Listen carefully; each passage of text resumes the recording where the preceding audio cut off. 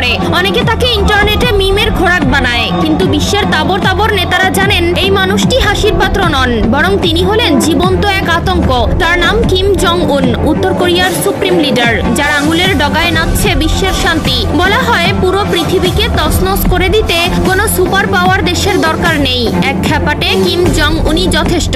কেন তাকে নিয়ে এত ভীতি? কেন তার এক ইশারায় ঘুম হারাম হয়ে যায় ওয়াশিংটন থেকে টোকিওর? কিম জং উনের এই অসীম ক্ষমতার প্রধান উৎস তার বিশাল পারমাণবিক ভান্ডার। তাদের হাতে আছে আন্তঃমহাদেশীয় ব্যালিস্টিক মিসাইল, যা আমেরিকার মূল ভূখণ্ডে নিউ ইয়র্ক বা ওয়াশিংটনে পারমাণবিক আঘাত হানতে সক্ষম। কিমের কাছে নিউক্লিয়ার বাটন কোনো রূপক শব্দ নয়, এটি এক ভয়াবহ বাস্তবতা। তিনি পৃথিবীর যে কোনো প্রান্তকে মুহূর্তের মধ্যে ধুলোয় মিশিয়ে দেওয়ার ক্ষমতা রাখেন। এই একটি কারণেই আমেরিকা চাইলেও তার বিরুদ্ধে সরাসরি কোনো অ্যাকশনে যেতে সাহস পায় না। কিম জং উনের সবচেয়ে বড় মনস্তাত্ত্বিক অস্ত্র হলো তার অনিশ্চয়তা। তিনি কখন কি করবেন তা CIA বা মোসাদের মতো গোয়েন্দা সংস্থারাও আজ করতে পারে না।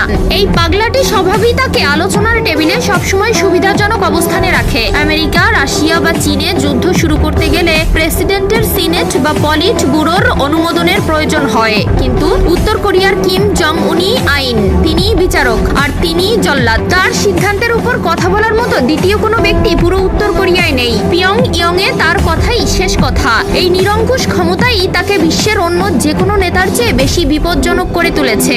একটা ভুল সিদ্ধান্ত নেওয়ার জন্য তাকে কারো কাছে জবাবদিহি করতে হয় না। তার এক মুহূর্তের ভুল মানেই কোটি মানুষের মৃত্যু। কিম জং উন জানেন তিনি বারুদের স্তূপের উপর বসে আছেন। তিনি যদি মনে করেন তার অস্তিত্ব বিপন্ন, তবে তিনি দক্ষিণ কোরিয়া বা জাপানে হামলা চালাতে দুবার ভাববেন না। আর যদি তা হয়, তবে আমেরিকা তাদের মিত্রদের বাঁচাতে যুদ্ধে জড়াতে বাধ্য হবে। চীনও বসে থাকবে না তার প্রতিবেশী দেশে আমেরিকার আগ্রাসন দেখতে।